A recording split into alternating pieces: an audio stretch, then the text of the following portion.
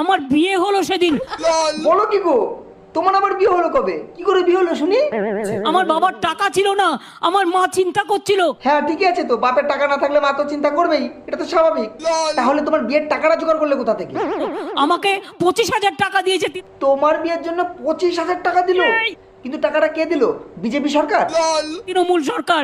তাই আমি রূপশ্রী স্কিমে টাকা পেয়ে আমার বিয়ে হয়েছে। আরে সালা, তোমার বিয়ে হয়েছে কাউকে জানাওনি? এইবার তোমার বিরুদ্ধে আন্দোলন করব। আন্দোলন কাকে বলে এইবার তোমাকে শেখাবো। এই আন্দোলন আমাকে কেউ শেখাবে না।